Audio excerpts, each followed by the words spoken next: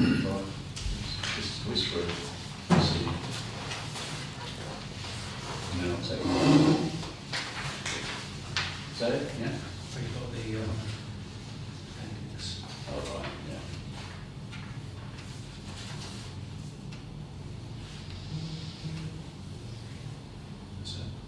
That's it? Right, okay. Can I have a proposer and seconder, please, that assign these as a true record? Councillor Andre and Councillor Smith. All those in favour, please show. Yeah, that's carried. Matters rising from those minutes. I don't think we've got any of it. No.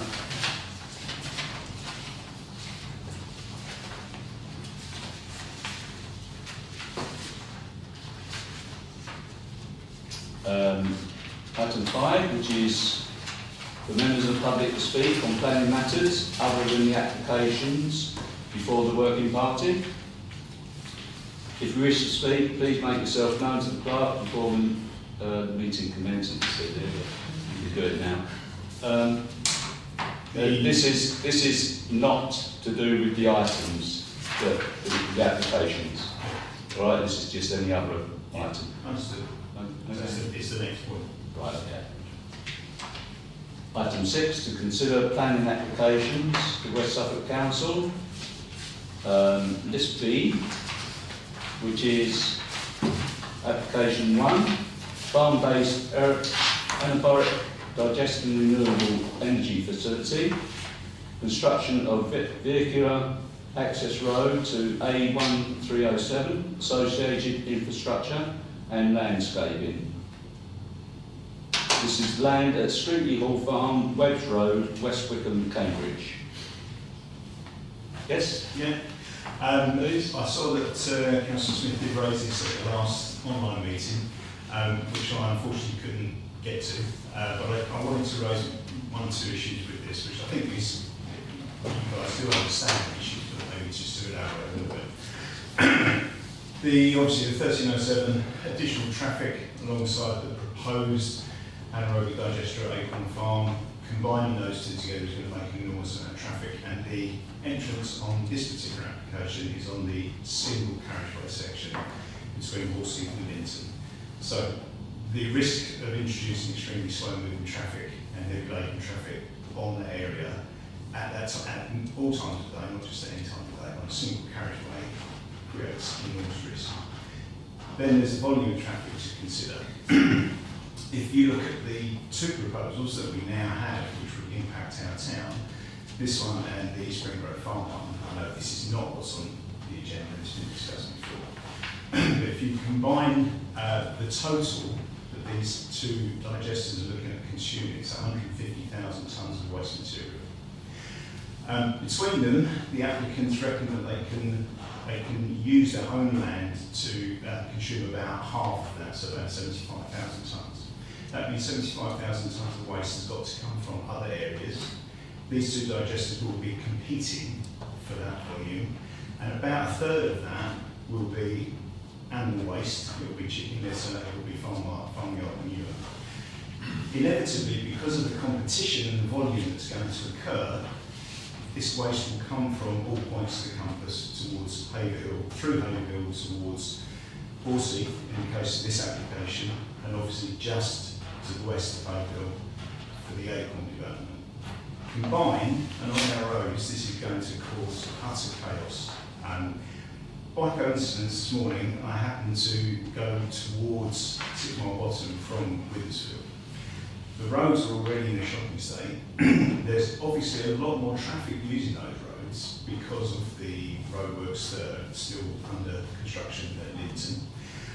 So yeah, at 7:30 this morning, there was a lot of traffic on the roads, and at one point it came to a complete standstill because there was a 12-wheeler coming in the opposite direction, fully laden with farm material, agricultural material. The lorry had to effectively leave half of the road, so it was on half of the road and half of the verge, so the traffic could get through. It would have absolutely destroyed the verge where he was, and all the sides of the road were again just getting completely damaged by the traffic having to squeeze past. And no doubt maybe some damage to personal vehicles as well. I think the impact must not be underestimated in any way, shape or form, and I just want to ask the council to raise awareness wherever they possibly can. And I do wonder if with the strictly and farm application, is the town council able to become a consultee in this matter? Could they be eligible to be a consultee, which would maybe give them a little bit more standing in this matter? Yeah, the reason we've got it on there is because we are a consultee. Sorry, okay, Yeah. right. So hopefully that means that it will be an additional voice that we listen to, because I'm sure there's going to be quite a lot of objection to both sides. From what we've seen so far, the awareness of the strictly end application is much, much lower than the application for the Acorn development, the Springborough Farm development. I think that's going to change, and I don't think it's going to be quite the initial walkthrough that the applicants may be believed. I think that the location, if you look at the geographical location, the fact of where it is makes it a more kind of appropriate site for this type of development. But the problem is, again, it's using a major trunk road that's going to seriously affect our town. So really, I just wanted to make sure that that's in everybody's minds. I think it's the volume of traffic and the volume of waste that is easily overlooked. 75,000 tonnes of waste, which could be coming from all points of the compass towards and through Haverhill. Would you know how many vehicles that entails? Well, roughly speaking, that's going to be something like 80 to 90 vehicles a day. Wow. That doesn't always include the vehicles that will be leaving the sites, that will be effectively the tankers. The tankers are coming from the Acorn site, but I don't believe they're necessarily always coming from the Streatley End site, because they're talking about creating a pipeline to plug into effectively the local supply lines. I haven't seen that in detail as yet. The only application is extremely detailed, and unfortunately, unlike the West Suffolk site, the Cambridgeshire site doesn't publish it in the same way. It publishes all the details, but you have to click on each PDF to find the one that you might be looking for, whereas the West Suffolk one is entitled, so you can see exactly what you might be looking for in the West Suffolk application. So yeah, Cambridgeshire don't seem to be, in my view, quite as transparent in their application and in their procedure as West Suffolk. So I think West Suffolk well done. Right, thank you very much for that. Okay. Any other from the public? No. No.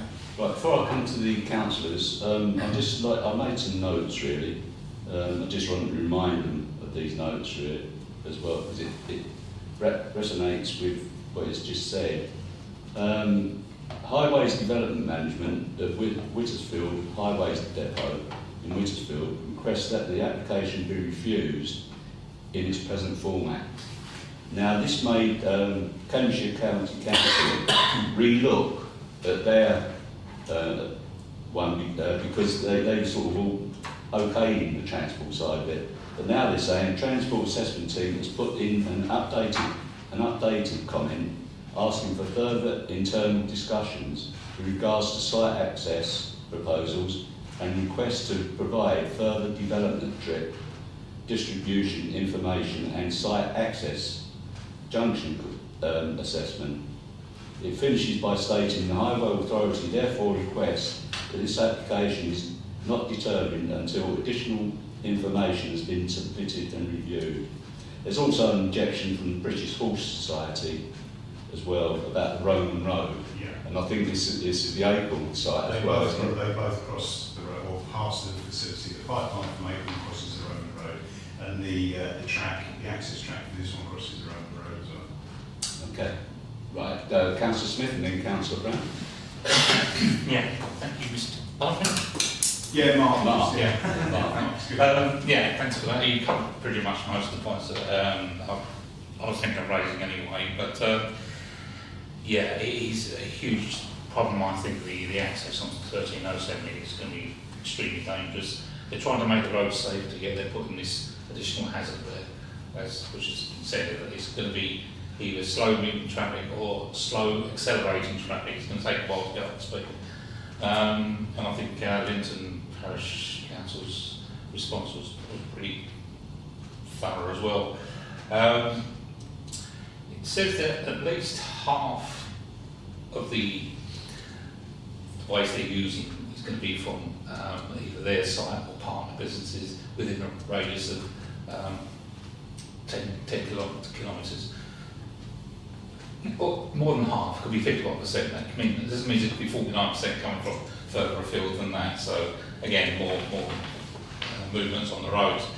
And I think I did see somewhere that they're going to be putting fruit waste in as well. Now I don't know if that constitutes food waste, whether it's the same as agricultural waste. Because I'm not an expert on farming, so, but I wonder if that would make any difference to the smells that emanate. And you talk about sugar beet pulp as well. We all know how bad berries can smell at times with the sugar beet factory over there. Yeah, I noticed that yesterday. Yeah. They do, sorry to interrupt, but actually they do have their own AD plant there. And a friend of mine was involved in the construction and maintenance of it, and there have been some issues with it, and it does constantly smell. Yeah. And that's just sugar beet. Yeah, it's not surprising. Well, they have to have manure for part of the process, but it is obviously sugar beet from us. Yeah. Yeah, you mentioned the Roman Road and the right of way. And again, it's the issue of they're actually growing crops to put into this thing, so it's taking land out of food production just to feed these plants, which seems ridiculous. Yeah, but thank you. Thank you very much. Councillor Brown. Yeah, I'd agree with Mark, the public speaker, and what Dave and some of the comments that are online to the application.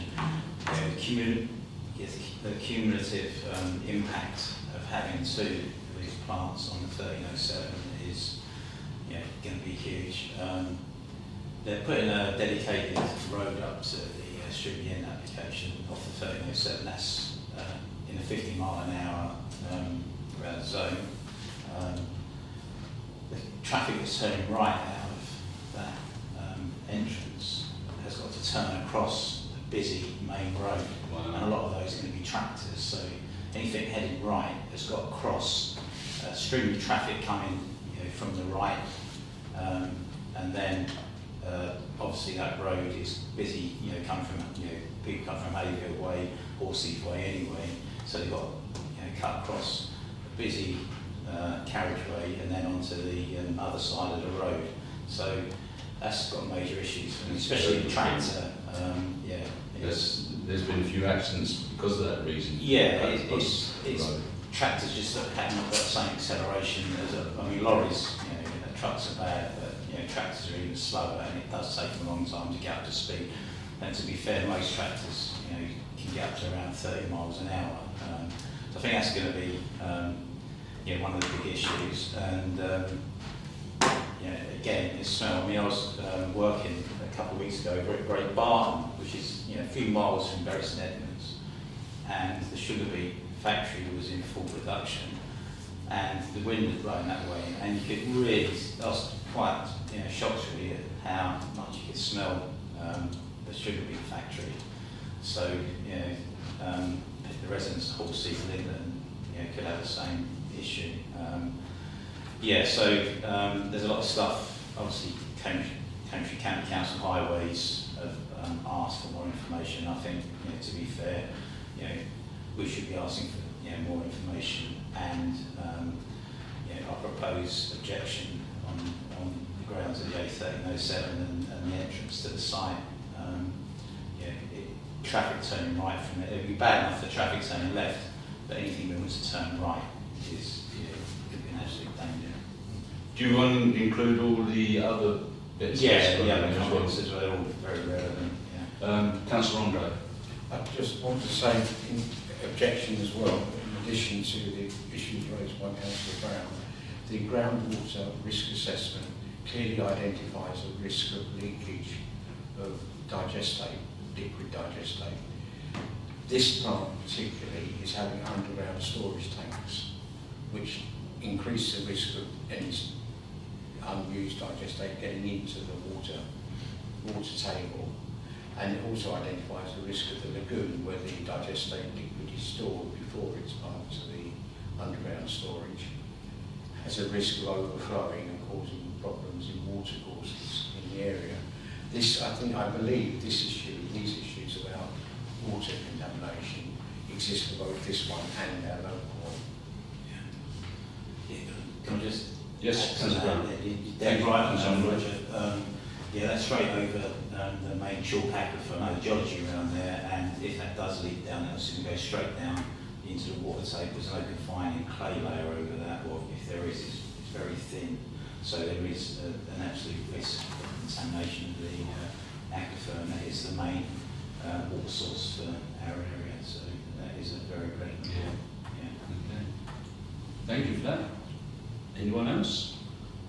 No, right, we've Just seconded. Did you second that? No, Councillor Andre seconded it. Yeah. Okay. Councillor Brown's proposed and Councillor Andre second. And you've noted all the objections, yes? Okay. All those in favour, please show. Yeah, that's carried. Right, thank you very much. Thank you. And safe everyone. It's up to you. It's inside I'm up to you. going to scoop. Thank you very much, Mark. Thank you. Right, thank you. Right, application 2, single-storey rear extension, following demolition of existing rear extension, and this is 85 Ratting Road. Any comments on this application? No? Can I have a proposal for neutral then, please? Councillor Luccarini opposed, and Councillor Smith second. All those in favour, please show. That's carried. Thank you. Application 3, which is installation of an extractor fan, and this is 29A Queen Street. I'll just note, private sector housing and environmental health are asking for a holding objection because of because of insufficient information on this one. Is there any other? Yep, Councillor Smith. I'm trying to get in my mind what actually unit this is and why it would need an extractor fan. It's not a food outlet, as far as I'm aware. So perhaps Councillor Green, we might be able to line that. Well, Yeah. they're saying on the application that it's already got Class E, so therefore they can move within that class and open up as a restaurant takeaway.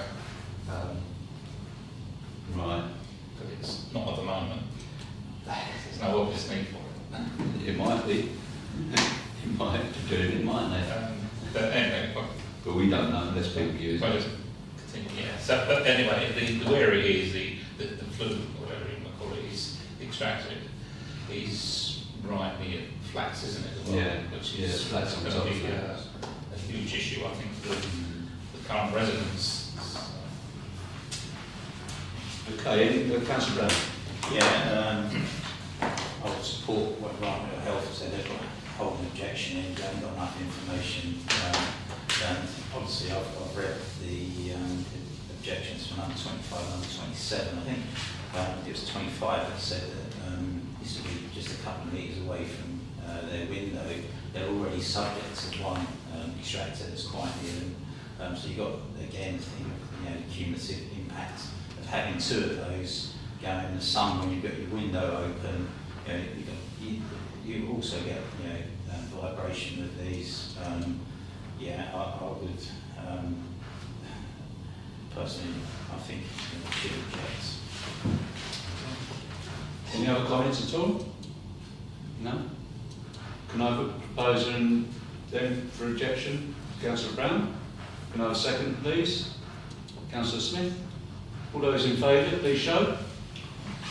Yeah, that's carried. Thank you. The objection, you're supporting the objections from Yeah, Councillor Brown. environmental health, Environment, environment conservation, and the cumulative impact of both of the extractor plans, Yeah. the Yeah. and the effect on the local residents. Exactly. Yeah. Right, application 4, which is TPO 111A, in brackets 1991, tree preservation order. 1 beach, open bracket, indicated on the plan, and T12 on order, close bracket. Overall crown reduction by up to 3 metres, and crown raised to 4 metres above ground level. And this is 6 Mains Court, excuse me, Hamlet Road. Is there anyone want to speak on this one? Councillor Smith? Just to see they're not actually cutting them down and now just reducing the overhang, really, so neutral, it says. Close neutral. Any other comments at all? No. Can I have a second of neutral? Councillor Andre. All those in favour, please show. Application 5, which is DC 23 1788 FQL.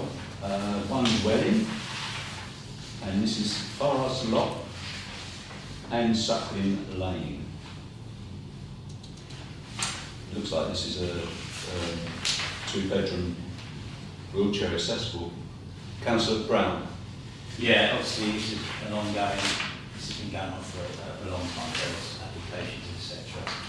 I was happy to see the new plan to look, you know, so much better than previously. Last time I looked, there was no objections from the neighbours. I think, personally, it looks a really good scheme, for the size of the plot, land. I'll propose neutral. Councillor Smith? Yeah, I'm just pleased with the applicants, so they've been through the mill for this application. Any advice they may or may not have been given to what they did previously. It seems to be well away now from the boundary edge. It's more natural looking. Before it was a bit contrived, being along that diagonal edge there.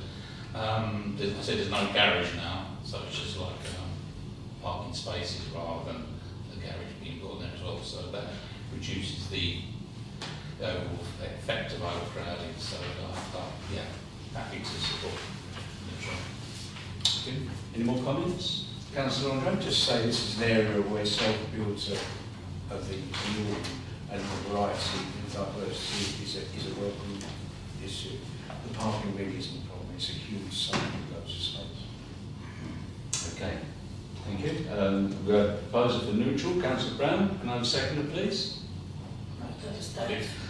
Oh, Dave, seconded. Right, okay, sorry. All those in favour, please show. Okay, thank you.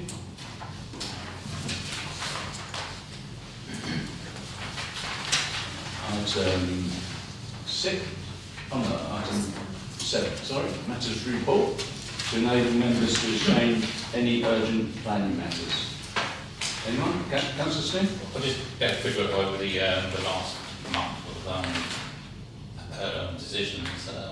The interesting one was really with the total of the Haverhill service station. The application has been withdrawn, so I don't know what Oh, right. Okay. that's it. Total.